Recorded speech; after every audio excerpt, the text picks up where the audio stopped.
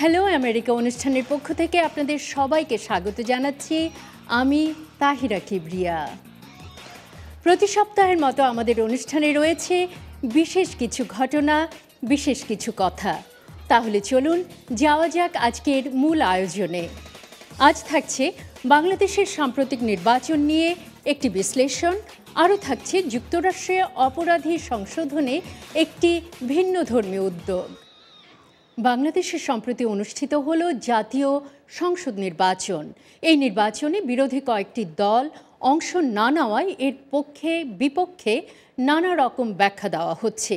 এ সম্পর্কে যুক্তরাষ্ট্রভিত্তিক একটি গবেষণা প্রতিষ্ঠানের সিনিয়র রিসার্চ ফেলো লিসা কার্টিসের সাথে কথা বলেছেন আহসানুল হক।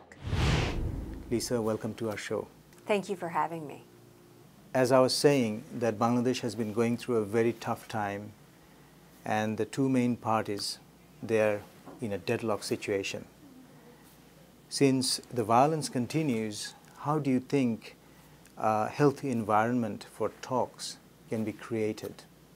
Some of it has been precipitated by the International Crimes Tribunal verdicts and the hanging of Jamaat-e-Islami leader last month. So I think there has been plenty of opportunities for Sheikh Hasina to show some willingness to make some concessions or compromise with the opposition. But unfortunately, she has dug in her heels and went forward with a very flawed election on Sunday. Voter turnout was less than 30%, is my understanding, which is, way below what it was in 2008 when it was close to, I think it was close to 86%. So that's one indicator that a large part of the Bangladeshi population just did not see this election as fair and transparent and credible. When this currently ruling Army League, they were demanding caretaker government, and Khaleda Zia was in power at that time, and she was very much against it. And now Khaleda Zia is demanding caretaker government, and Sheikh Hasina is against it. So that's an interesting U-turn of both of them, isn't it? Yeah, I think it's very troubling. Both sides are showing that they are not respecting a democratic process. They're in it to get themselves elected. They're in it for the power. They're not thinking about the larger democratic process in Bangladesh. And what that does is that makes the Islamist more appealing, the non-democratic forces in the country more appealing. So in effect, I think what we will see happening is more Bangladeshis finding some appeal in the Islamist agenda. The government, in their defense, is saying that this election, this parliamentary election, was constitutionally binding. What do you think of that? Well, look, it may have been legally binding, to hold the election, but what has been lost is the credibility with the process. And elections do not equal democracy. It's the way the election is conducted. It's whether or not it's inclusive, whether there's full participation, whether the people have a choice, whether it's perceived as being transparent in the way it's held. Many ordinary citizens believe that there is not much difference between these two parties. They have been tested, they have been tried.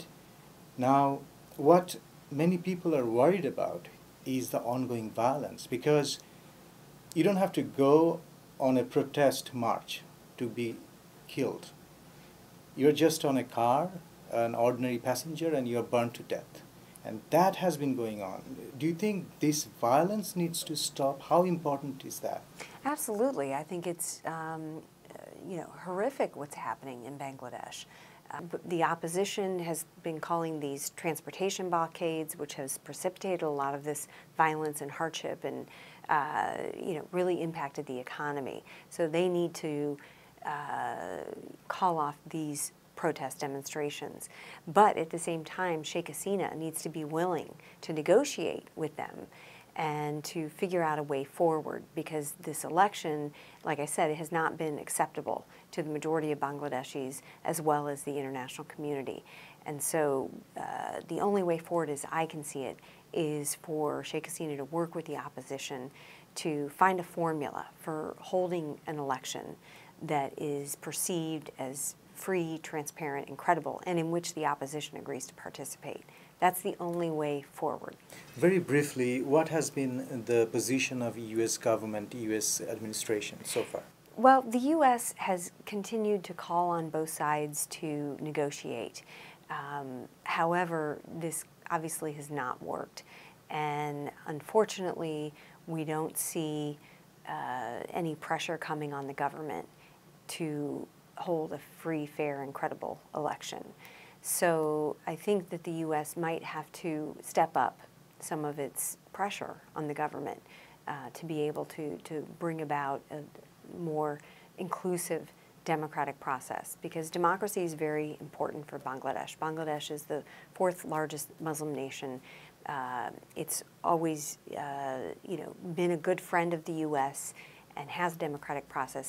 And so for that relationship, the U.S.-Bangladesh relationship, to go forward, I think we're going to have to see real democracy come back to Bangladesh. অপরাধীদের সংশোধন করতে যুক্তরাষ্ট্রের ভার্জিনিয়ায় একটি কারাগারে ভিন্ন ধর্মী একটি উদ্যোগ নেওয়া হয়েছে। বন্দীরা একটি বিশেষ খামারে রেসের ঘোড়া দেখাশোনার কাজ শিখছেন। এ সম্পর্কে ভয়েস অফ আমেরিকার একটি প্রতিবেদন পরিবেশন করছেন শেগুফতা নাসরিন কুইন। আপনাকে এখানেই ঘোড়ার খুরে নাল লাগাতে দেব। তামিয়া হোমস লোকজনকে দেখাচ্ছে ঘোড়ার খুরে কিভাবে নাল লাগাতে হয়। ভার্জিনিয়া গ্রামীণ এলাকায় জেমস রিভার ওয়ার্ক সেন্টারে এরা কারাবন্দী। হোমস এখানে 8 বছর কারাবন্দী ছিলেন এবং এই কাজ শিখেছেন গ্রিনার প্যাস্চার্স নামে এক বিশেষ কার্যক্রমের মাধ্যমে।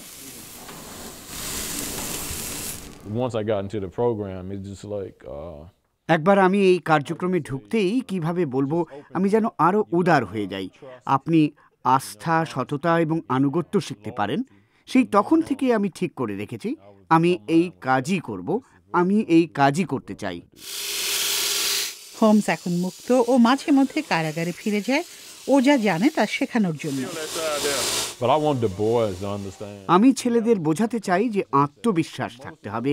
সবচাইতে গুরুত্বপূর্ণ হচ্ছে আমি তাদের শেখাই যে তাদের ভালোভাবে কাজ করার অভ্যেস তৈরি করতে হবে।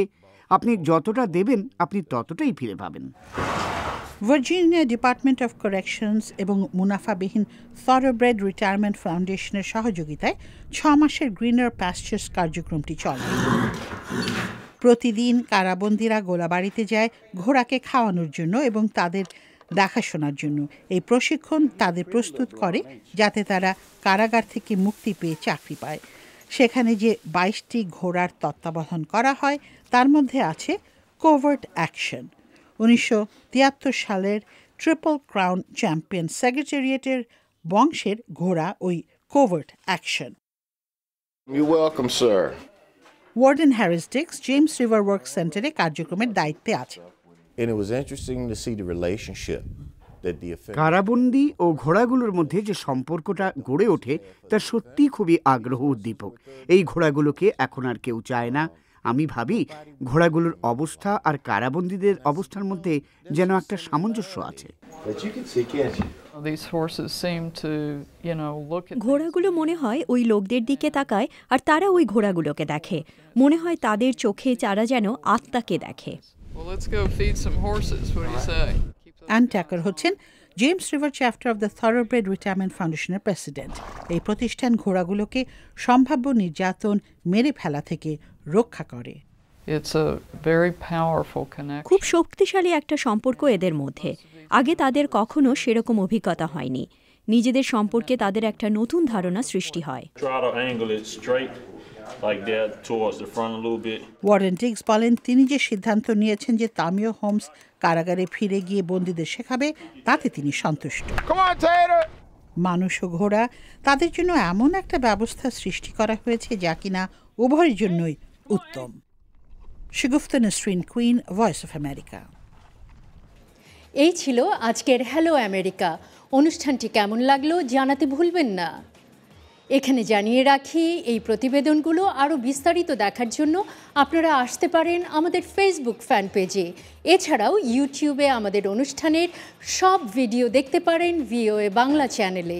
আগামী সপ্তাহে আবারও ফিরে আসব ভিন্ন ভিন্ন খবর নিয়ে। আজ এ পর্যন্তই বিদায় নিচ্ছি। আমি Tahira Kibria, voice of America.